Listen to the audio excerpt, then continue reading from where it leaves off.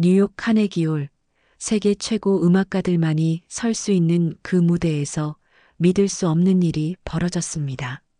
라흐마니노프의 우아한 선율이 흐르던 그 순간 갑자기 6살 꼬마가 객석에서 벌떡 일어나 무대로 뛰어 올라간 것입니다. 수백 명의 관객들이 당황했고 연주자도 손을 멈췄습니다. 저 아이가 대체 뭘 하려는 거지? 모든 사람들의 시선이 그 작은 아이에게 집중되었습니다. 그런데 아이가 피아노 앞에 앉은 그 순간 홀 안이 완전히 조용해졌습니다. 마치 시간이 멈춘 것처럼 말이죠. 과연 그 다음에는 어떤 놀라운 일이 벌어졌을까요? 이 놀라운 이야기가 어떻게 펼쳐지는지 궁금하시다면 지금 바로 구독 버튼과 좋아요를 눌러주세요. 여러분의 작은 관심이 더 감동적인 이야기를 전해드릴 수 있는 큰 힘이 됩니다. 그럼 이제 본격적으로 시작해 보겠습니다. 서울 강남구 한복판에 자리한 대형 병원 중환자실. 하얀 병원복을 입은 준호가 침대에 누워 있었습니다. 국제 변호사로 활동하며 뉴욕과 서울을 오가는 바쁜 삶을 살아온 그였지만 위암 진단은 모든 것을 멈춰 세웠습니다. 수술을 마친 지 일주일이 지났고 다행히 조기 발견으로 완치 가능성이 높다는 의사의 말에 가족들은 안도의 숨을 쉬고 있었습니다. 아버지, 저 좀 보세요. 준호가 조심스럽게 입을 열었습니다. 70대 중반의 아버지 동수는 아들의 수술 내내 병원을 지키며 밤잠을 설쳤습니다. 평생 엄격하게 자식들을 키워온 그였지만 첫째 아들의 병마 앞에서는 한없이 작아져 보였습니다. 준호의 수술복을 정리해주며 동수는 마음 한구석에 자리 잡은 두려움을 애써 숨기고 있었습니다. 병실 문이 열리며 아내 숙자가 보온 도시락을 들고 들어왔습니다. 준호야, 미역국 끓여왔다. 조금이라도 먹어봐. 숙자의 목소리에는 며칠간 계속된 걱정으로 인한 피로가 묻어났습니다. 하지만 아들을 향한 어머니의 사랑은 변함없이 깊었습니다. 고맙습니다, 어머니. 그런데 제가 말씀드릴 게 있어요. 준호가 부모님을 번갈아 보며 말했습니다. 수술 후 며칠간 생각을 거듭한 끝에 내린 결론이었습니다. 생과 사의 갈림길에서 돌아온 그에게는 무엇보다 가족이 소중하게 느껴졌습니다. 뭔 소리냐, 준호야. 몸부터 추스르고 그런 얘기는 나중에 해라. 동수가 걱정스러운 표정으로 말했습니다. 하지만 준호의 눈빛은 평소보다 더욱 진지했습니다. 국제적인 속물을 담당하며 수많은 중요한 결정을 내려온 그였지만 지금 하려는 이야기는 그 무엇보다도 신중하게 준비한 것이었습니다. 아버지, 어머니, 이번 추석은 미국에서 보내면 어떨까요?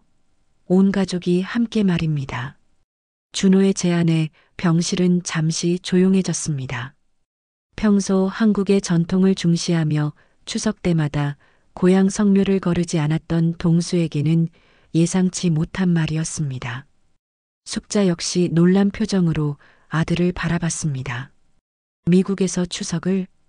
동수가 미간을 찌푸렸습니다. 조상님께 성묘도 안 지내고 그게 무슨 추석이냐? 우리 집안 대대로 내려온 전통을 무시하자는 거냐? 동수는 전라남도 고향 마을에서 태어나 어려운 시절을 겪으며 서울로 올라와 사업을 일군 사람이었습니다. 그에게 추석은 단순한 명절이 아니라 조상에 대한 예의이자 가문의 자존심이었습니다. 매년 고향에 내려가 성묘를 지내고 큰 상을 차려 조상께 예를 올리는 것이 당연한 일이었습니다. 아버지, 제가 이번 수술을 겪으면서 깨달은 게 있어요. 준호가 침대에서 몸을 일으키며 말했습니다. 가족이 함께 있는 것이 가장 소중하다는 걸 말입니다. 수술대에 누워 있을 때 제 머릿속에는 온통 가족 생각뿐이었어요. 미국에 있는 명진이도 함께하고 은희와 막내 미경이도 모두 불러서 정말 온 가족이 모이는 추석을 만들어 보면 어떨까요? 준호의 목소리에는 간절함이 묻어났습니다. 평소 일에만 매달려 가족과 보내는 시간이 부족했던 것을 후회하며 이번 기회에 진정한 가족의 의미를 되찾고 싶었습니다. 숙자가 조심스럽게 입을 열었습니다. 준호야, 그 마음은 고맙지만 미경이네가 미국까지 올 형편이 될까? 비행기표만 해도 부담스러울 텐데. 어머니의 현실적인 걱정이었습니다. 막내딸의 경제 사정을 누구보다 잘 알고 있는 숙자였습니다. 어머니, 그런 건 제가 다 알아서 할게요. 비행기표도 숙박도 모두 제가 준비하겠습니다. 가족이 함께하는 것이 중요하잖아요. 준호가 단호하게 말했습니다. 동수는 한참을 생각했습니다. 큰아들 준호는 국제 변호사로 성공했고 둘째 명진은 의사가 되어 미국에서 활동하고 있었습니다. 명진의 아내는 세계적으로 알려진 피아니스트였고 셋째 은희도 성공적인 사업가였습니다. 하지만 막내딸 미경은 늘 그의 마음에 걸렸습니다. 시골에서 피아노 학원을 운영하며 평범한 삶을 사는 미경을 동수는 마음 한구석으로는 늘 못마땅해 했습니다. 미경이도 함께? 동수가 조심스럽게 물었습니다. 그의 목소리에는 복잡한 감정이 섞여 있었습니다. 다른 자녀들의 화려한 성공에 비해 평범한 막내딸을 대하는 마음은 늘 아쉬움이 앞섰습니다. 네, 아버지. 온 가족이 함께해야 의미가 있지 않겠어요? 미경이네 가족도 미국 구경 한번 해보게 하고 조카 준이도 삼촌들과 시간을 보낼 수 있을 거예요. 그리고 명진이 처제도 만나서 음악 이야기도 나누고. 준호가 설득했습니다. 동수는 망설였습니다. 평생 엄격한 가부장으로 살아오면서 막내딸에 대한 실망감을 숨기지 못했던 자신을 돌아봤습니다. 공부도 그저 그랬고 결혼도 변변치 못한 남자와 했으며 지금도 시골에서 작은 피아노 학원을 운영하며 그저 그런 삶을 살고 있는 미경. 다른 자녀들의 화려한 성공과 비교하면 늘 아쉬움이 남는 딸이었습니다. 하지만 큰아들의 간절한 눈빛을 외면할 수는 없었습니다. 병원에서 생과 사의 경계를 넘나드는 아들을 지켜보며 동수 역시 가족의 소중함을 새삼 깨달았습니다. 사업으로 바쁜 일상 속에서 놓쳤던 많은 것들이 떠올랐습니다. 그래, 좋다. 이번 추석은 미국에서 보내자. 동수가 결국 고개를 끄덕였습니다. 하지만 조상님께 예를 올리는 건 잊으면 안 된다. 미국에서라도 차례상은 제대로 차려야 한다. 며칠 후 경기도 한적한 시골 마을. 미경은 자그마한 집 거실에서 오빠의 전화를 받고 있었습니다. 창밖으로는 가을이 깊어가는 논밭이 보였고 멀리서 아이들의 제잘거리는 소리가 들려왔습니다. 준호의 제안을 들은 미경은 당황했습니다. 미국 여행은커녕 해외여행 한번 제대로 가본 적이 없는 그녀에게는 부담스러운 일이었습니다. 오빠, 정말 고마운 마음이지만 우리가 가도 될까요? 너무 민폐가 되는 건 아닐까요? 미경의 목소리에는 주눅이 들어 있었습니다. 평소에도 성공한 형제들 앞에서 위축되곤 했던 그녀였습니다. 무슨 소리야, 미경아. 우리 가족인데 무슨 민폐가. 준이도 삼촌들과 만나서 좋아할 거야. 그리고 재수 씨도 만나보고 싶어 해. 준호가 따뜻하게 말했습니다.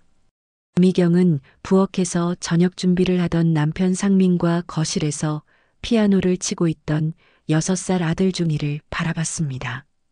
상민은 작은 회사에 다니는 평범한 직장인이었고 미경 역시 동네에서 작은 피아노 학원을 운영하며 소박하게 살고 있었습니다. 성공한 형제들 사이에서 늘 위축감을 느끼던 그들에게 미국 가족여행은 부담스러운 제안이었습니다.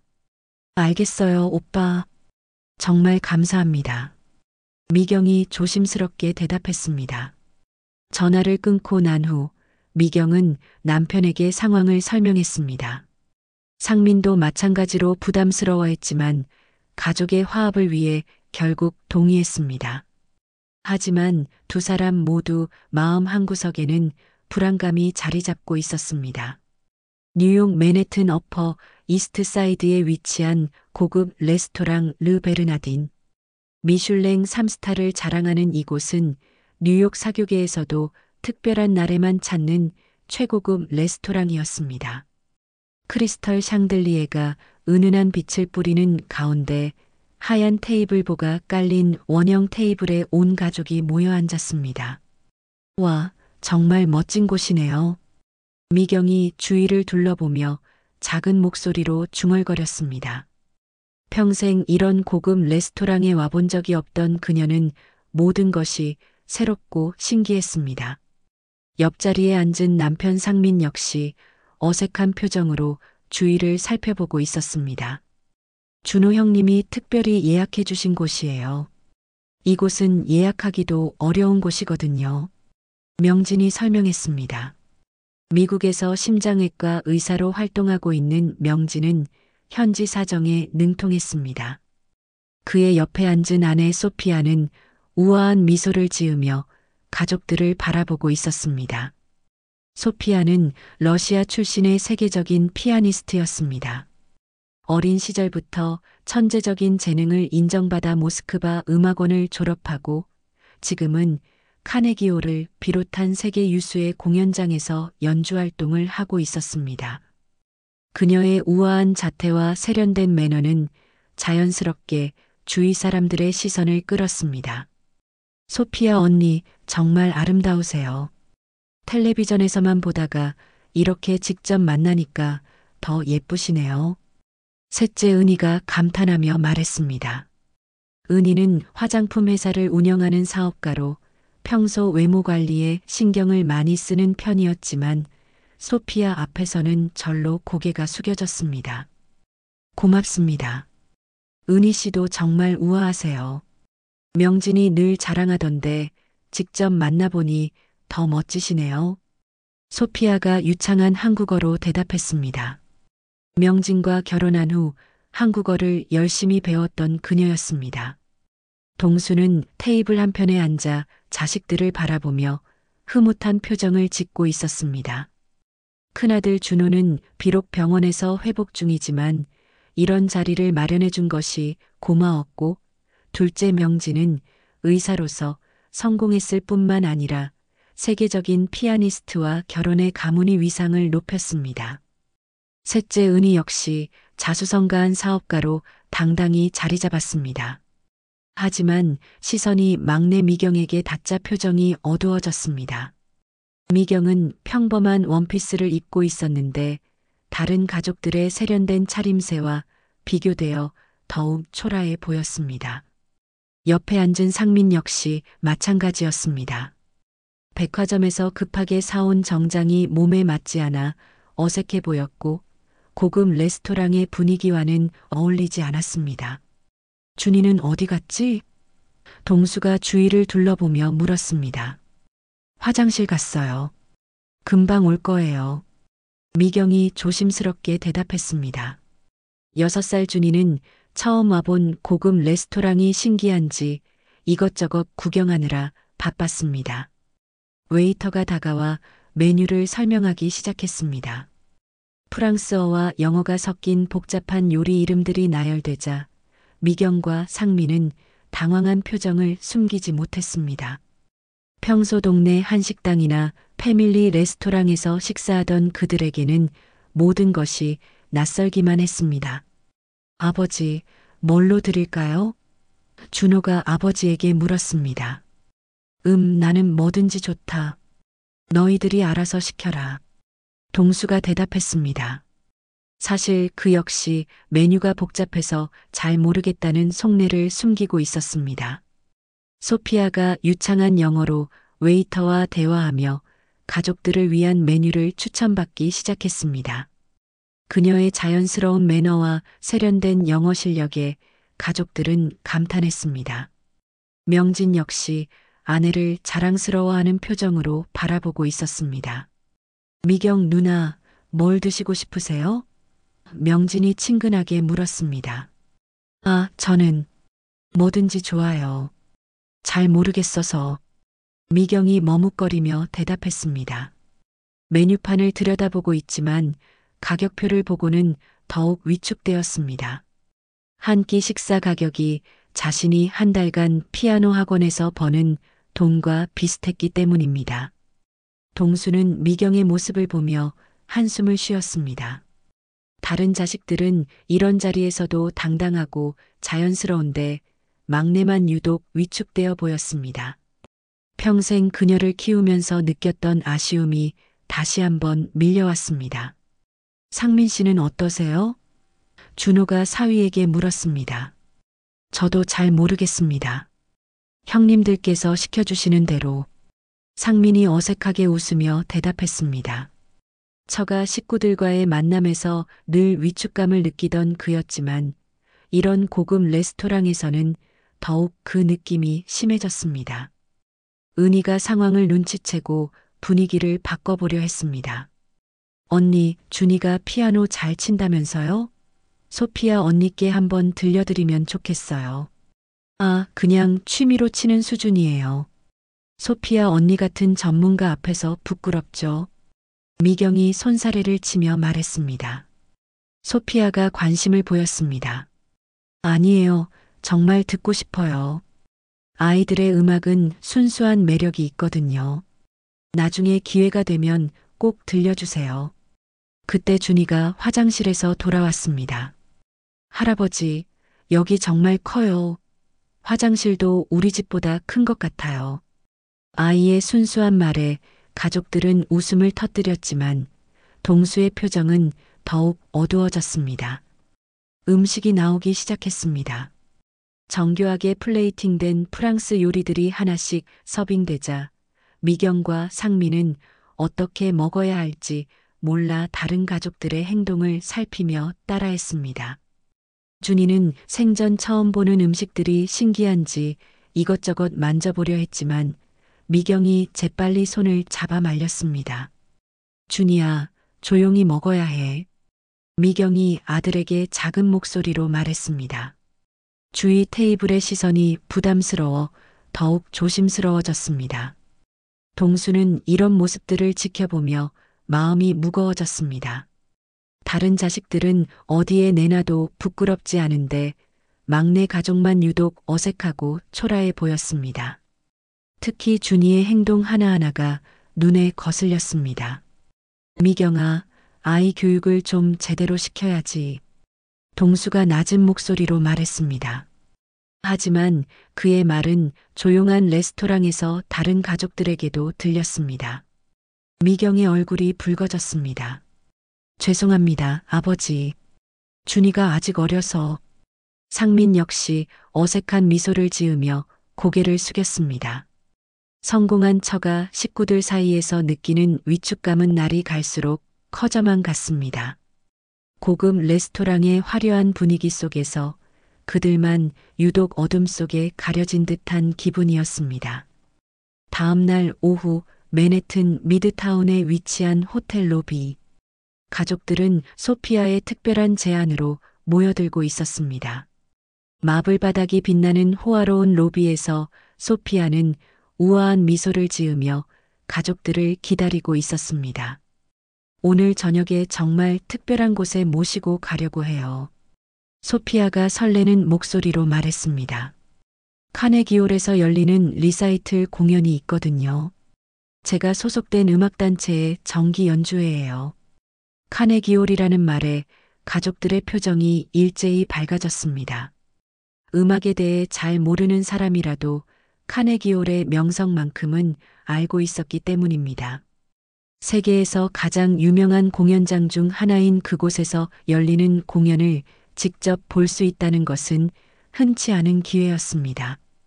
정말요? 카네기홀이요? 은희가 놀란 목소리로 물었습니다. 저도 뉴욕에 올 때마다 구경만 하고 들어가 보지는 못했는데. 네, 오늘은 리사이틀룸에서 하는 작은 공연이지만 매우 의미 있는 자리예요. 젊은 연주자들과 저희 같은 경력 있는 연주자들이 함께 무대에 서는 거거든요. 소피아가 자세히 설명했습니다. 동수는 기대에 찬 표정으로 고개를 끄덕였습니다. 그래, 좋은 기회다. 우리 준이도 처음 보는 거니까 교육에도 도움이 될 거야. 하지만 그의 시선이 미경 가족에게 향하자 표정이 다시 굳어졌습니다. 미경은 어제 저녁 레스토랑에서 있었던 일을 떠올리며 마음이 무거웠습니다. 아버지의 차가운 시선과 가족들 사이에서 느꼈던 소외감이 아직도 가슴 한켠에 남아 있었습니다. 상민 역시 비슷한 마음이었는지 어색한 미소만 짓고 있었습니다. 미경 언니, 준이한테는 정말 좋은 경험이 될 거예요. 아이가 피아노를 배우고 있다니 더욱 의미가 있을 것 같아요. 소피아가 따뜻하게 말했습니다. 고맙습니다, 언니. 하지만 준이가 아직 어려서 공연장에서 조용히 있을 수 있을지. 미경이 걱정스러운 목소리로 말했습니다. 어제 레스토랑에서의 경험 때문에 더욱 조심스러워졌습니다. 괜찮아요. 리사이틀룸은 메인 홀보다 작고 편안한 분위기거든요. 그리고 오늘 공연에는 어린 연주자들도 나오니까 아이들도 많이 올 거예요. 소피아가 안심시켰습니다. 명진이 아내의 말에 덧붙였습니다. 누나, 걱정하지 마세요. 소피아가 미리 좋은 자리를 예약해뒀어요. 준이가 음악에 관심이 많다고 하니까 정말 좋은 기회가 될 거예요. 저녁이 되어 카네기홀에 도착한 가족들. 붉은 벽돌로 지어진 웅장한 건물 앞에서 모두들 감탄했습니다. 100년이 넘는 역사를 자랑하는 이 건물은 수많은 전설적인 음악가들이 무대에 섰던 성지와도 같은 곳이었습니다. 와, 정말 크네요. 준이가 눈을 크게 뜨며 건물을 올려다봤습니다. 준이야, 여기는 세계에서 가장 유명한 음악당 중 하나란다. 많은 위대한 음악가들이 여기서 연주했어. 동수가 손자에게 설명해 주었습니다. 평소 손자에게 엄격했던 그였지만 이런 교육적인 순간에는 할아버지다운 모습을 보였습니다. 리사이틀룸으로 들어선 가족들. 메인 홀보다는 작지만 여전히 웅장한 분위기였습니다. 무대 위에는 그랜드 피아노가 조명을 받으며 자리하고 있었고 객석에는 우아하게 차려입은 사람들이 하나둘씩 자리를 잡고 있었습니다. 소피아가 미리 예약해둔 좌석으로 안내했습니다. 무대가 잘 보이는 좋은 자리였지만 미경과 상민은 자연스럽게 가장 구석 자리에 앉았습니다. 평소 습관처럼 다른 사람들의 시선을 피하려는 마음이었습니다. 누나, 여기 앞자리로 오세요. 준이가 무대를 잘 볼 수 있게. 명진이 배려심 깊게 말했습니다. 아니에요, 여기가 좋아요. 준이가 혹시 소리를 낼까봐. 미경이 사양했습니다. 동수는 딸의 이런 모습을 보며 또다시 한숨을 쉬었습니다. 다른 가족들은 당당하게 좋은 자리에 앉아 있는데 막내만 유독 움츠러드는 모습이 마음에 들지 않았습니다. 미경아, 괜히 그렇게 구석에 앉지 말고 앞으로 나와 앉아라. 괜찮습니다, 아버지. 여기서도 잘 보여요. 미경이 작은 목소리로 대답했습니다. 하지만 동수의 표정은 더욱 굳어졌습니다. 공연이 시작되자 장내는 조용해졌습니다. 첫 번째 연주자가 무대에 올라와 바흐의 곡을 연주하기 시작했습니다. 아름다운 선율이 홀 안을 가득 채우자 모든 사람들이 음악에 빠져들었습니다. 준이는 무대 위의 피아노를 보며 눈을 반짝였습니다. 집에 있는 작은 전자피아노와는 비교할 수 없는 웅장한 그랜드 피아노의 모습에 완전히 매료된 것 같았습니다. 하지만 다른 관객들처럼 조용히 앉아있지 못하고 자꾸 몸을 움직였습니다. 준이야, 조용히 해야 해. 미경이 아들의 손을 잡으며 속삭였습니다. 두 번째, 세 번째 연주자들이 차례로 무대에 올랐습니다. 쇼팽, 리스트, 라흐마니노프의 명곡들이 이어졌고 관객들은 감탄하며 박수를 보냈습니다. 소피아도 중간에 무대에 올라 라벨의 곡을 연주했는데 가족들은 자랑스러운 표정으로 그녀를 바라봤습니다. 역시 소피아 언니예요. 정말 훌륭해요. 은희가 감탄하며 박수를 쳤습니다. 동수 역시 며느리의 연주에 만족스러운 표정을 지었습니다. 명진이가 정말 좋은 사람과 결혼했구나. 그는 소피아 같은 며느리가 있다는 것이 자랑스러웠습니다. 하지만 시간이 지날수록 준이는 점점 더 집중하지 못했습니다. 6살 아이에게는 너무 긴 공연이었고 딱딱한 의자에 가만히 앉아 있는 것이 힘들었습니다. 자꾸 자리에서 일어나려 하거나 작은 소리를 내기 시작했습니다. 준이야, 안 돼.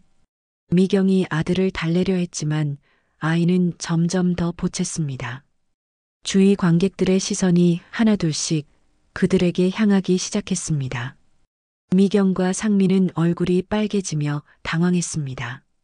동수의 표정은 더욱 어두워졌고 다른 가족들도 어색한 분위기를 감지했습니다. 그때였습니다. 마지막 연주자가 라흐마니노프의 피아노 협주곡 2번을 연주하기 시작했을 때 준이가 갑자기 자리에서 벌떡 일어났습니다.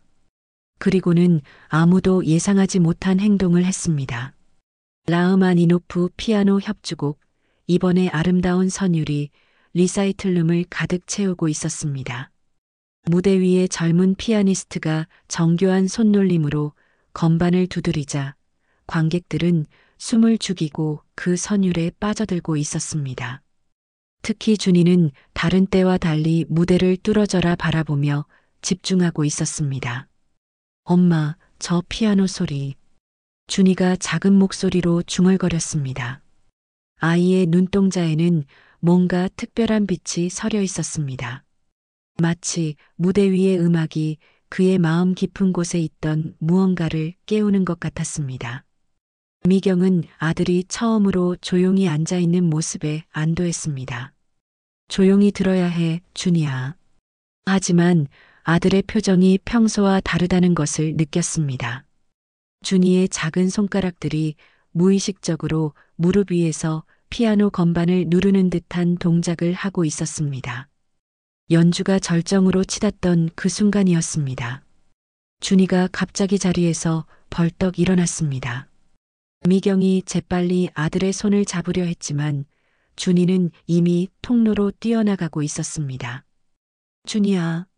미경이 작은 목소리로 불렀지만 아이는 듣지 못하는 것 같았습니다.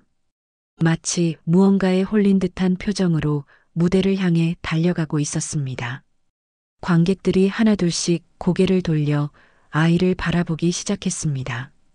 연주 중인 피아니스트도 잠깐 연주를 멈추고 당황한 표정을 지었습니다. 홀 안에 긴장감이 흘렀습니다. 저게 뭐 하는 거야? 동수가 낮은 목소리로 화를 냈습니다. 얼굴이 붉어진 그는 즉시 일어나려 했지만 명진이 아버지의 팔을 잡았습니다. 아버지, 잠깐만요. 일단 지켜봅시다. 준호의 목소리에는 알 수 없는 직감이 있었습니다. 미경과 상민은 얼굴이 하얗게 질린 채 아들을 바라보고 있었습니다. 수백 명의 관객들 앞에서 이런 일이 벌어지다니 그들에게는 최악의 상황이었습니다. 특히 이곳이 세계적으로 유명한 카네기홀이라는 점이 상황을 더욱 심각하게 만들었습니다. 준이는 무대 앞까지 달려가서는 잠시 멈춰 섰습니다.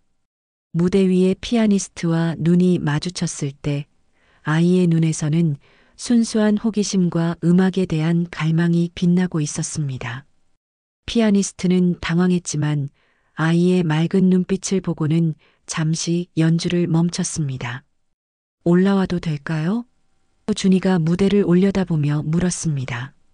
아이의 목소리는 작았지만 조용한 홀 안에서는 모든 사람에게 들렸습니다. 관객들 사이에서 웅성거림이 일어났습니다. 어떤 이들은 당황한 표정을 지었고 어떤 이들은 아이의 순수함에 미소를 짓기도 했습니다. 하지만 대부분은 이런 상황을 어떻게 받아들여야 할지 몰라 했습니다. 소피아가 재빨리 자리에서 일어났습니다. 제가 가서 데려올게요. 하지만 명진이 아내의 손을 잡았습니다. 잠깐만, 소피아. 조금 더 지켜보자. 명진도 뭔가 특별한 것을 감지하고 있었습니다. 무대 위에 피아니스트가 잠시 고민하더니 아이에게 손짓했습니다. 올라와. 젊은 연주자였던 그는 아이의 순수한 열정에 마음을 움직인 것 같았습니다. 준이가 무대 위로 올라가자 관객들의 웅성거림은 더욱 커졌습니다. 미경은 당황해서 자리에서 일어나려 했지만 다리에 힘이 빠져 제대로 서지도 못했습니다. 상민 역시 마찬가지였습니다. 미안해요, 모든 분들께. 미경이 작은 목소리로 사과하려 했지만 목소리가 떨려 제대로 나오지 않았습니다. 동수의 얼굴은 점점 더 어두워졌습니다. 저 아이가 지금 뭐 하는 거야? 당장 내려오라고 해야지. 하지만 준호가 여전히 아버지를 말렸습니다. 무대 위에서 준이는 그랜드 피아노 앞에 서서 건반을 내려다보고 있었습니다. 집에 있는 작은 전자피아노와는 완전히 다른 웅장한 악기였습니다. 아이의 눈에는 경외감과 동시에 무언가 깊은 이해가 번뜩이고 있었습니다. 피아니스트가 아이에게 다가가서 물었습니다. 피아노 칠 줄 아니? 네, 조금요. 준이가 고개를 끄덕였습니다. 엄마가 가르쳐 주셨어요. 그럼 한번 쳐볼래?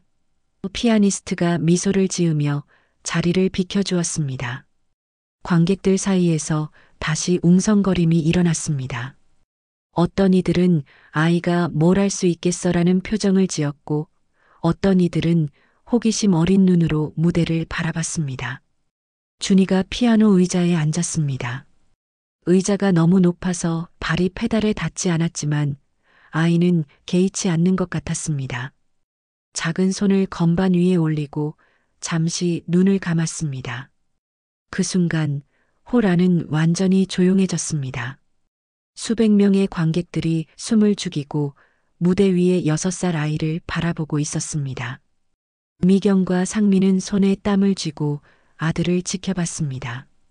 준이가 눈을 뜨고 천천히 건반을 누르기 시작했습니다. 첫 번째 음이 울려 퍼지자 관객들의 표정이 변하기 시작했습니다.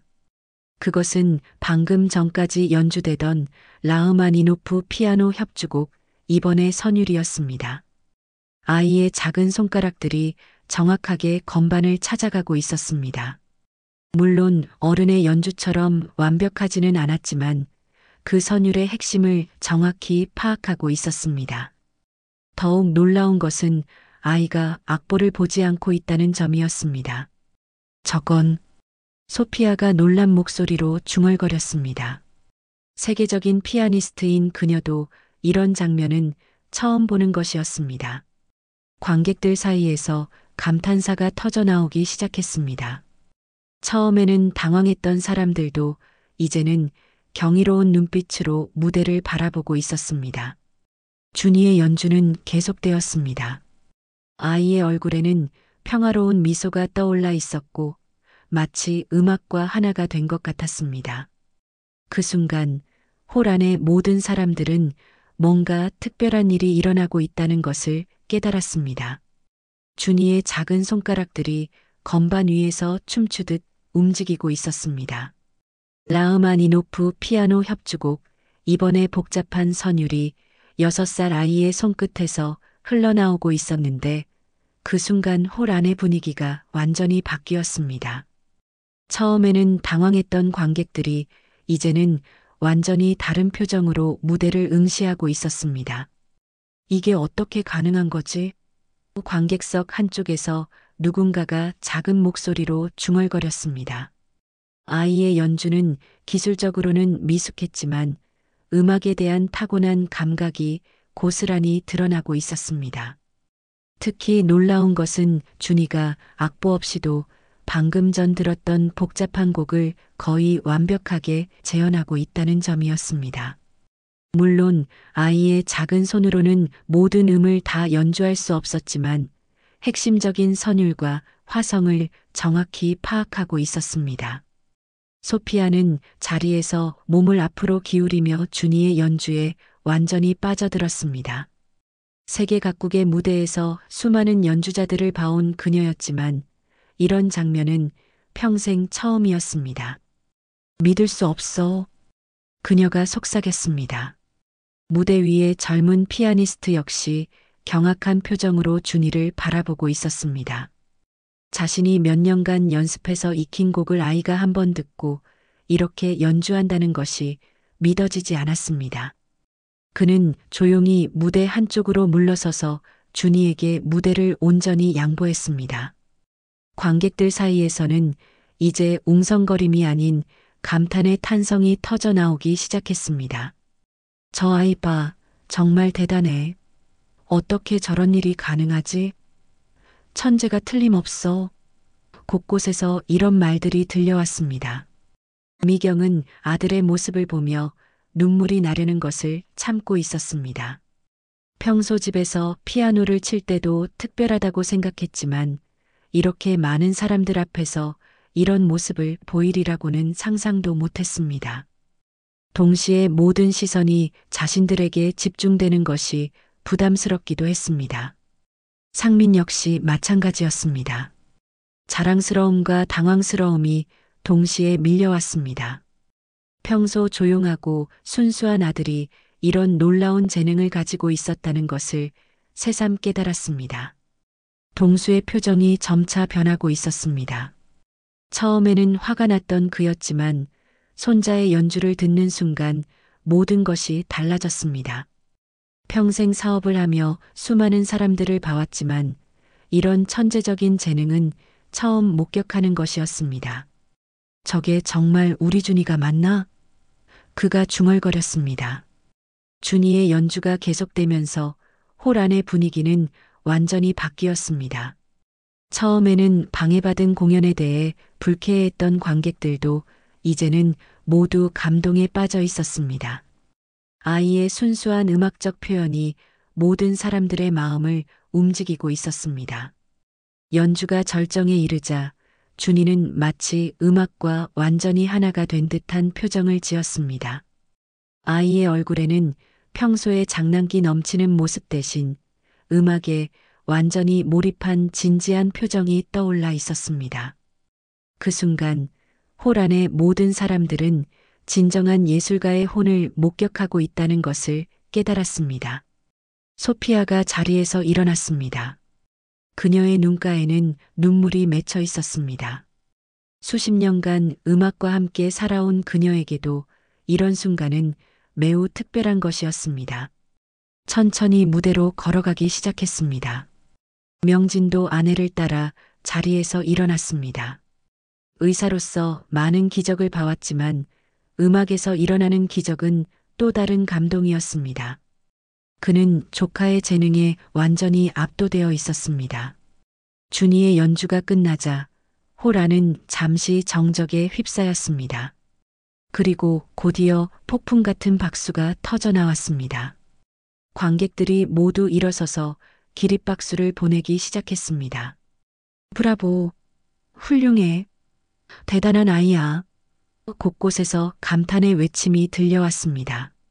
소피아가 무대에 올라와 준이를 끌어안았습니다. 정말 놀라워, 준이야. 어떻게 이런 연주를 할 수 있니? 그녀의 목소리는 감동으로 떨리고 있었습니다. 삼촌이 가르쳐준 곡이랑 비슷해요. 그래서 칠 수 있었어요. 준이가 순수한 미소를 지으며 대답했습니다. 아이에게는 방금 일어난 일이 그저 자연스러운 것 같았습니다.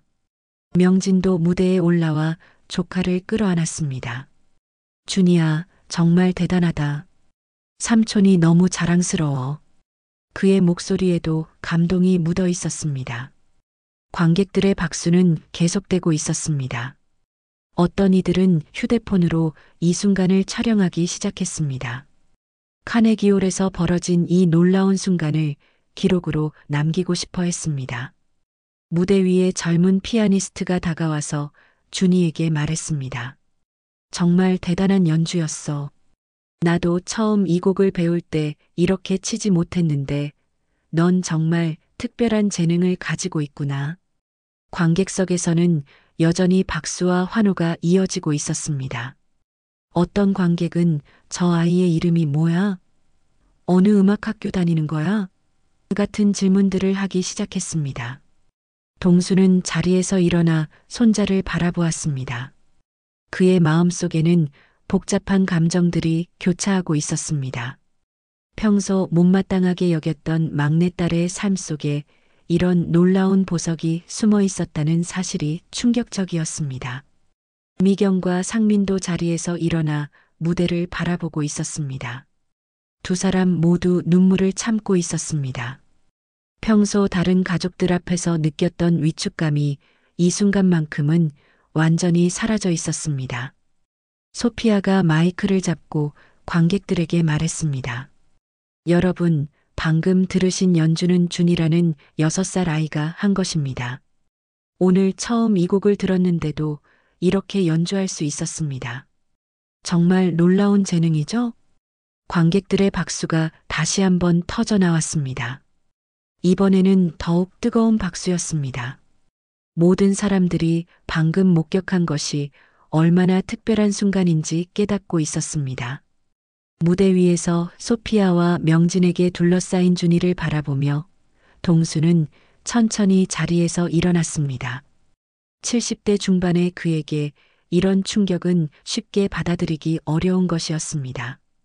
평생 사업가로 살아오며 많은 일들을 겪었지만 손자의 천재적인 연주는 그의 고정관념을 완전히 뒤흔들어 놓았습니다. 저게 정말... 동수가 중얼거렸습니다. 그의 머릿속에는 복잡한 생각들이 교차하고 있었습니다. 지금까지 막내딸 미경에 대해 가졌던 실망감, 그녀의 평범한 삶에 대한 못마땅함, 그리고 다른 자녀들과 비교했을 때 느꼈던 아쉬움들이 모두 한순간에 무너져 내리고 있었습니다. 관객들의 기립박수가 여전히 계속되는 가운데 동수는 천천히 무대를 향해 걸어갔습니다. 그의 걸음은 평소보다 무거웠습니다. 마음속 깊은 곳에서 밀려오는 감정을 억누르기 어려웠기 때문입니다.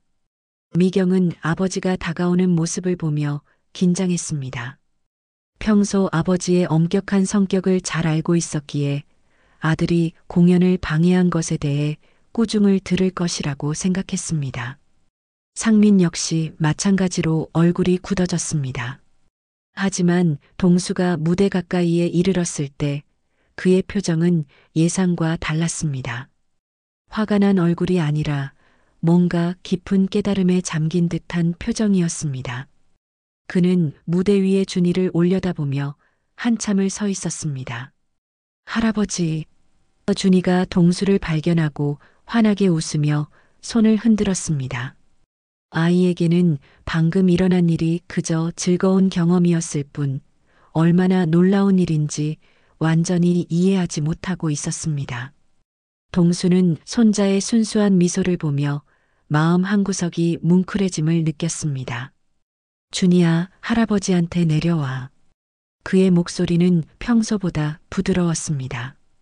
준이가 무대에서 내려와 할아버지에게 달려갔습니다. 동수는 손자를 끌어안으며 말했습니다. 준이야, 정말 대단했다. 할아버지가 이런 연주는 처음 들어봤어. 정말요? 재미있었어요, 할아버지. 그 큰 피아노가 우리 집 피아노보다 훨씬 좋은 소리가 나요. 준이가 신나게 말했습니다. 동수는 손자의 말을 들으며 새로운 깨달음을 얻었습니다. 그동안 미경이 시골에서 운영하는 작은 피아노 학원을 하찮게 여겼는데 그곳에서 이런 놀라운 재능이 키워지고 있었던 것입니다. 자신이 얼마나 잘못 생각하고 있었는지 뼈저리게 느꼈습니다. 준호가 아버지에게 다가왔습니다. 아버지, 놀라우시죠? 저도 이런 일이 일어날 줄 몰랐어요. 그래, 정말 놀랍다. 동수가 고개를 끄덕였습니다. 내가 미경이를 잘못 봤구나. 그의 목소리에는 후회의 기색이 역력했습니다. 소피아와 명진이 무대에서 내려와 가족들에게 다가왔습니다. 소피아의 얼굴에는 여전히 감동이 남아 있었습니다. 정말 믿을 수 없는 일이었어요. 준이는 타고난 음악적 재능을 가지고 있어요. 소피아 씨 말이 맞습니다. 관객석에서 한 중년 남성이 다가왔습니다. 그는 자신을 줄리어드 음악원의 교수라고 소개했습니다. 저는 30년간 음악 교육에 몸담아 왔는데 오늘 같은 장면은 정말 드물어요. 이 아이는 절대음감뿐만 아니라 타고난 음악적 감성을 가지고 있습니다. 줄리어드 교수의 말에 가족들은 모두 놀랐습니다. 특히 미경과 상민은 믿기지 않는다는 표정이었습니다. 자신들의 아들이 세계적으로 유명한 음악원 교수에게 이런 평가를 받다니 꿈 같은 일이었습니다. 교수님, 정말 그런가요? 미경이 조심스럽게 물었습니다. 네, 확신합니다. 이런 재능은 정말 드물어요. 반드시 체계적인 교육을 받아야 합니다. 교수가 단호하게 말했습니다. 혹시 제 명함을 드려도 될까요? 이 아이의 음악 교육에 대해 상의하고 싶습니다. 교수님, 감사합니다. 저희가 연락드리겠습니다. 다른 관객들도 하나둘씩 다가와서 준이의 연주를 칭찬했습니다. 정말 놀라운 아이예요. 천재가 틀림없어요. 앞으로가 정말 기대됩니다. 이런 말들이 쏟아졌습니다. 동수는 이 모든 상황을 지켜보며 깊은 반성에 잠겼습니다. 그동안 자신이 얼마나 편견에 사로잡혀 있었는지 깨달았습니다. 막내딸을 실망스럽게 여기고 그녀의 삶을 평가절하 했던 자신의 모습이 부끄러워졌습니다. 미경아. 동수가 딸에게 다가갔습니다. 미경은 아버지의 부름에 긴장한 표정을 지었습니다. 네, 아버지. 미안하다. 동수가 조용히 말했습니다. 내가 너를 잘못 봤구나. 미경은 아버지의 뜻밖의 말에 당황했습니다. 평생 아버지에게서 이런 말을 들어본 적이 없었기 때문입니다. 아버지, 내가 준이를 이렇게 키운 거야. 시골에서 작은 학원에서. 동수의 목소리가 점점 작아졌습니다. 내가 너를 무시했는데 사실은 내가 가장 소중한 일을 하고 있었구나. 미경의 눈에 눈물이 맺히기 시작했습니다. 평생 아버지의 인정을 받고 싶어 했던 그녀에게 이 순간은 너무나 소중했습니다. 명진이 가족들에게 말했습니다. 이런 재능을 묻어둘 수는 없어요. 동수가 아들들의 말을 들으며 흐뭇한 표정을 지었습니다. 그래, 우리 가족이 힘을 합쳐서 준이를 도와야지. 소피아가 미경에게 다가와 말했습니다. 미경 씨, 준이의 재능은 정말 특별해요. 제가 아는 최고의 선생님들을 소개해 드릴게요. 그리고 언제든지 연주회에 초대할 테니까 많이 들려주세요. 상민도 처음으로 당당한 표정을 지었습니다. 평소 처가 식구들 앞에서 위축되었던 그였지만 아들의 재능이 인정받는 이 순간만큼은 자신감을 되찾았습니다. 할아버지, 우리 이제 집에 가요? 준이가 동수의 손을 잡으며 물었습니다. 그래, 준이야. 하지만 앞으로는 할아버지가 너를 더 많이 도와줄 거야. 동수가 손자의 머리를 쓰다듬으며 말했습니다.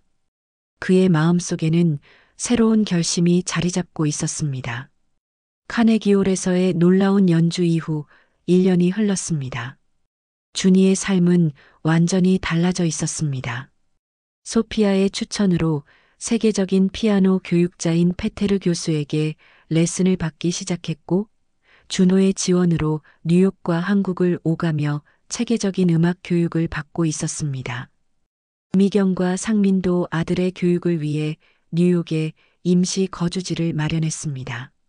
준이야, 오늘은 특별한 소식이 있어. 페테르 교수가 레슨실에서 준이에게 말했습니다. 이제 7살이 된 준이는 1년 전보다 훨씬 성숙해 보였습니다.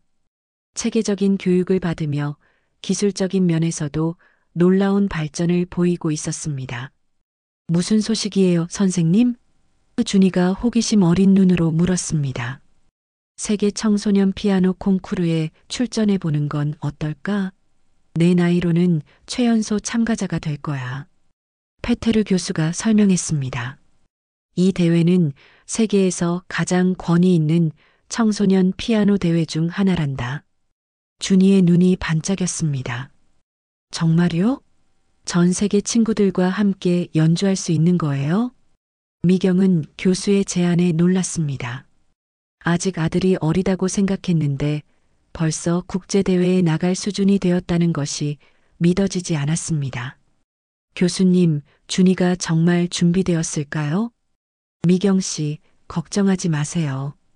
준이는 제가 가르친 학생 중에서도 가장 뛰어난 재능을 가지고 있어요. 물론 경쟁이 치열하겠지만 충분히 도전해 볼 만합니다. 페테르 교수가 자신 있게 말했습니다. 그날 저녁 가족회의가 열렸습니다. 화상통화로 연결된 한국의 동수와 미국에 있는 모든 가족들이 참석했습니다. 준호가 회의를 주재했습니다. 교수님께서 준이를 세계 청소년 피아노 콩쿠르에 추천하셨습니다. 이 대회는 정말 큰 의미가 있는 대회예요. 준호가 설명했습니다. 동수가 화면 너머로 말했습니다. 좋은 기회다. 하지만 준이에게 부담이 되지 않을까? 소피아가 대답했습니다. 아버님, 준이는 이미 충분히 실력을 갖추고 있어요. 제가 봐도 정말 놀라운 발전을 보이고 있거든요. 그리고 이런 경험이 준이에게는 더 큰 성장의 기회가 될 거예요. 명진도 동의했습니다. 저도 소피아 말에 찬성해요. 준이가 세계 무대에서 경험을 쌓는 것이 중요할 것 같아요. 은희가 걱정스러운 표정으로 말했습니다. 하지만 준이가 아직 7살인데 너무 이른 건 아닐까요? 아이 시절을 제대로 즐겨야 하는 것 아닌가요? 미경이 고민스러운 표정을 지었습니다. 저도 은희 말이 맞는 것 같아요. 준이가 친구들과 뛰어놀 시간도 필요한데. 그때 준이가 입을 열었습니다. 엄마, 저는 피아노 치는 게 정말 좋아요. 친구들과 노는 것도 좋지만 피아노 칠 때가 가장 행복해요. 대회에 나가보고 싶어요. 아이의 순수한 열정을 본 가족들은 더 이상 반대할 수 없었습니다. 동수가 결정했습니다. 그래, 준이가 원한다면 도전해보자. 우리 가족이 모두 응원할 테니까. 대회 준비가 시작되었습니다. 준이는 더욱 집중적인 연습에 들어갔습니다. 페테르 교수는 대회를 위해 특별히 라흐마니노프 피아노 협주곡 2번을 선곡했습니다. 카네기홀에서 처음 연주했던 그 곡이었습니다. 이 곡은 준이에게 특별한 의미가 있어요. 처음 세상에 자신의 재능을 보여준 곡이니까요. 페테르 교수가 설명했습니다. 연습 과정은 쉽지 않았습니다. 대회 수준의 완성도를 위해서는 더욱 정교한 기술과 깊은 음악적 이해가 필요했습니다. 하지만 준이는 포기하지 않았습니다. 매일 몇 시간씩 연습하면서도 즐거워했습니다. 엄마, 이 부분 들어보세요. 오늘 새로 배운 거예요. 준이가 신나게 연주하며 미경에게 보여주었습니다. 미경은 아들의 열정을 보며 감동했습니다. 동시에 자신도 더 공부해야겠다고 생각했습니다. 소피아의 도움으로 음악 이론과 피아노 교육법을 체계적으로 배우기 시작했습니다. 드디어 대회 당일이 되었습니다. 비엔나에서 열리는 세계 청소년 피아노 콩쿠르장에는 전 세계에서 온 젊은 연주자들과 그들의 가족들이 몰려들었습니다. 준이는 최연소 참가자로 큰 관심을 받았습니다. 와, 정말 어린 친구네요. 7살이라고? 믿어지지 않아요. 다른 참가자들의 부모들이 준이를 보며 수군거렸습니다. 백스테이지에서 준이는 긴장한 기색 없이 평소처럼 밝은 모습이었습니다. 엄마, 저기 친구들 봐요. 모두 피아노를 잘 칠 것 같아요. 미경은 아들의 여유로운 모습을 보며 오히려 자신이 더 긴장되었습니다. 준이야, 긴장되지 않니? 아니요, 엄마. 그냥 평소처럼 치면 되는 거죠? 준이가 순수하게 웃었습니다. 관객석에는 온 가족이 모여 있었습니다. 동수도 한국에서 날아와 손자를 응원하러 왔습니다. 우리 준이가 정말 대단하구나. 이 나이에 이런 큰 무대에 서다니. 드디어 준이의 차례가 되었습니다. 무대에 올라선 준이는 관객들을 향해 정중하게 인사했습니다. 그리고는 피아노 앞에 앉아 잠시 눈을 감았습니다. 첫 음이 울려 퍼지자 홀 안이 완전히 조용해졌습니다. 라흐마니노프의 웅장한 선율이 7살 아이의 손끝에서 흘러나오고 있었습니다. 1년간의 체계적인 교육 덕분에 기술적으로도 완성도가 높았지만 무엇보다 아이만의 순수한 감성이 음악에 담겨 있었습니다. 관객들과 심사위원들은 점점 준이의 연주에 빠져들었습니다. 저 나이에 어떻게 저런 표현이 가능하지? 정말 믿을 수 없어. 곳곳에서 감탄사가 터져 나왔습니다. 연주가 끝나자 홀 안은 잠시 정적에 휩싸였습니다. 그리고 곧이어 폭풍 같은 박수가 터져 나왔습니다. 심사위원들까지도 기립박수를 보내고 있었습니다. 결과 발표 시간. 준이는 당당히 1등상을 차지했습니다. 시상식에서 트로피를 받는 준이의 모습을 보며 가족들은 모두 눈물을 흘렸습니다. 우리 준이가 세계 1등이야. 동수가 감격해하며 말했습니다. 전 세계 언론들이 시골 학원에서 자라난 천재라는 제목으로 준이의 이야기를 보도하기 시작했습니다. 세계 청소년 피아노 콩쿠르 우승 소식이 전 세계로 퍼져나갔습니다. 7살 한국 소년, 세계 피아노 대회 석권 시골 학원 출신 천재 피아니스트의 기적 같은 헤드라인이 각국 언론에 실렸습니다. 비엔나 콘서트홀 로비에는 기자들과 음악 관계자들이 몰려들어 준이와의 인터뷰를 요청했습니다. 준이야, 우승 소감이 어때? 한 기자가 마이크를 들이밀었습니다. 정말 재미있었어요. 다른 나라 친구들 연주도 너무 좋았고 저도 열심히 쳤는데 1등을 해서 기뻐요. 준이가 천진난만하게 웃으며 대답했습니다. 아이에게는 여전히 이 모든 것이 즐거운 놀이 같았습니다. 앞으로 계획은 어떻게 되나요? 다른 기자가 물었습니다. 이때 준호가 나서서 대답했습니다. 조카가 아직 어리니까 너무 무리하지 않는 선에서 음악 교육을 계속할 예정입니다. 가족이 함께 지켜보며 준이가 건강하게 할 수 있도록 도울 거예요. 시상식이 끝난 후 가족들은 호텔로 돌아왔습니다.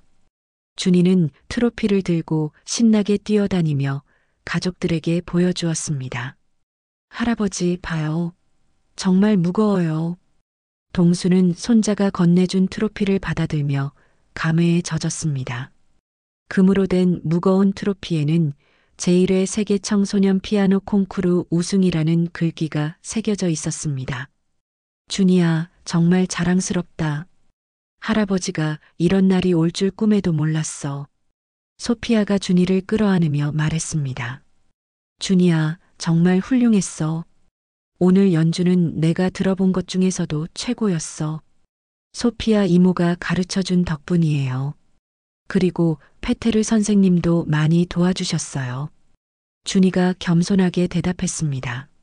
명진이 조카의 머리를 쓰다듬으며 말했습니다. 준이야, 이제 정말 세계적인 피아니스트가 된 거야. 삼촌이 정말 자랑스러워. 은희도 감격해하며 말했습니다. 언니 정말 대단해요. 준이를 이렇게 키운 언니가 진짜 훌륭한 거예요. 하지만 이 모든 축하와 찬사 속에서 미경과 상민은 여전히 어색함을 느끼고 있었습니다. 아들의 성공이 자랑스럽기는 했지만 갑작스럽게 쏟아지는 관심과 주목이 부담스러웠습니다. 특히 언론에서 시골 학원 출신이라고 강조하는 것이 마음에 걸렸습니다. 여보, 우리가 준이한테 부족한 부모인 것 같지 않아? 미경이 상민에게 작은 목소리로 말했습니다. 왜 그런 소리를 해? 준이가 이렇게 훌륭하게 자란 게 다 당신 덕분이야. 상민이 아내를 위로했습니다. 그때 동수가 다가왔습니다. 평소 엄격했던 그의 표정이 오늘은 유난히 부드러웠습니다. 미경아, 상민아, 잠깐 얘기할 수 있을까? 미경과 상민은 긴장한 표정으로 고개를 끄덕였습니다. 동수는 그들을 조용한 호텔 라운지로 데려갔습니다. 창밖으로는 비엔나의 아름다운 야경이 펼쳐져 있었습니다. 미경아. 동수가 딸의 손을 잡으며 말을 시작했습니다. 그의 목소리는 평소와 달리 떨리고 있었습니다. 아버지가 정말 미안하다. 미경은 아버지의 뜻밖의 말에 당황했습니다. 아버지, 갑자기 왜 그러세요? 내가 그동안 너를 얼마나 잘못 봤는지 모르겠다. 동수의 눈에 눈물이 맺히기 시작했습니다. 다른 아이들은 화려한 직업을 가졌다고 자랑스러워하면서 정작 가장 소중한 일을 하고 있던 너는 무시했구나. 미경의 눈에도 눈물이 고였습니다. 평생 아버지의 인정을 받고 싶어 했던 그녀였습니다. 아버지, 준이를 보면서 깨달았어.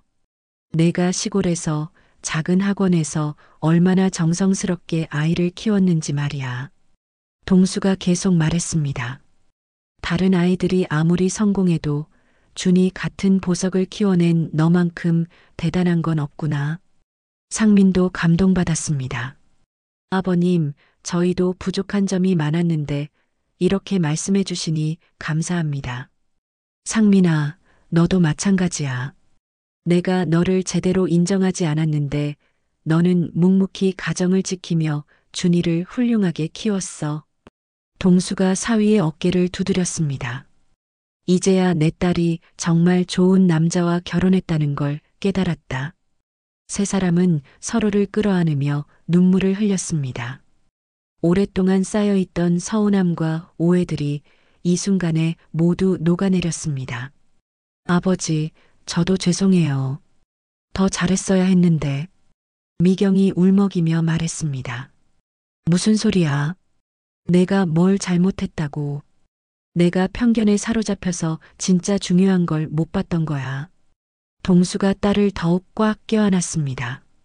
이때 준이가 트로피를 들고 뛰어왔습니다. 할아버지, 엄마, 아빠, 왜 울고 있어요? 아니야, 준이야. 너무 기뻐서 그래. 동수가 손자를 끌어안으며 말했습니다. 할아버지가 내 엄마 아빠한테 고마운 마음을 전하고 있었어. 그럼 이제 우리 모두 행복한 거예요? 준이가 순수한 눈으로 물었습니다. 그래, 우리 모두 정말 행복해. 미경이 아들을 끌어안으며 웃었습니다. 다음 날 가족들은 비엔나 관광을 하며 즐거운 시간을 보냈습니다. 준이는 여전히 평범한 7살 아이처럼 뛰어놀았지만 가족들을 바라보는 시선은 완전히 달라져 있었습니다. 특히 동수는 미경과 상민을 대하는 태도가 180도 바뀌었습니다. 상민아, 이번에 한국 가면 내 사업 이야기도 들려줄 테니까 관심 있으면 참여해봐. 동수가 사위에게 말했습니다. 정말요, 아버님? 감사합니다. 상민의 얼굴이 밝아졌습니다. 미경아, 너도 준이 교육 때문에 많이 바쁠 텐데 필요한 건 뭐든지 말해. 동수가 딸에게 말했습니다. 감사해요, 아버지. 하지만 저희도 이제 당당하게 준이를 키울 자신이 있어요. 미경이 밝은 미소를 지으며 대답했습니다. 그녀의 목소리에는 이전에 없던 자신감이 묻어 있었습니다. 호텔에서 마지막 밤을 보내며 가족들은 둘러앉아 앞으로의 계획을 이야기했습니다. 준이는 할아버지 무릎에 앉아 트로피를 만지작거리고 있었습니다. 할아버지, 우리 집에 가면 동네 친구들한테 이것 보여줄 거예요. 준이가 신나게 말했습니다. 그래, 준이야. 그리고 할아버지가 동네 사람들한테 우리 준이 자랑 많이 할 거야. 동수가 손자의 머리를 쓰다듬었습니다. 준호가 말했습니다. 이제 우리 가족이 정말 하나가 된 것 같아요. 준이 덕분에 우리 모두 소중한 걸 깨달았네요. 소피아가 덧붙였습니다. 준이는 정말 특별한 아이예요. 음악적 재능뿐만 아니라 가족을 하나로 만드는 마법도 가지고 있어요. 그날 밤 미경과 상민은 아들이 잠든 후 창가에 서서 비엔나의 야경을 바라보았습니다. 두 사람의 마음에는 더 이상 위축감이 없었습니다. 대신 아들을 훌륭하게 키워낸 자부심과 앞으로에 대한 확신이 자리 잡고 있었습니다. 여보, 우리가 해낸 거야. 상민이 아내의 손을 잡으며 말했습니다. 맞아요. 이제 정말 당당하게 살 수 있을 것 같아요. 미경이 환한 미소를 지었습니다. 추석의 진정한 의미인 가족의 화해와 사랑을 되찾은 이들에게 이번 여행은 평생 잊지 못할 소중한 기억이 되었습니다. 6살 아이의 작은 용기가 온 가족의 마음을 하나로 만들어낸 기적 같은 이야기 어떠셨나요? 때로는 우리가 가장 작고 평범하다고 생각했던 것들 속에 가장 큰 보물이 숨어 있을지도 모릅니다. 시골 피아노 학원에서 자란 준이처럼 아버지의 차가운 시선을 받던 미경이처럼 말이죠. 진정한 가족의 사랑은 성공이나 실패로 판단되는 것이 아니라 서로를 있는 그대로 인정하고 받아들일 때 시작되는 것 같습니다. 동수 할아버지가 마침내 깨달았듯이 말이에요. 이 이야기에서 가장 감동적이었던 장면은 어디였나요? 준이의 카네기홀 연주? 아니면 할아버지와 미경이 화해하는 순간? 여러분의 마음을 울린 부분을 댓글로 나눠주세요. 그리고 이런 따뜻한 가족 이야기가 더 많은 분들에게 전해질 수 있도록 구독과 좋아요 버튼도 꼭 눌러주시면 감사하겠습니다. 다음에도 여러분의 마음을 따뜻하게 해드릴 이야기로 찾아뵙겠습니다.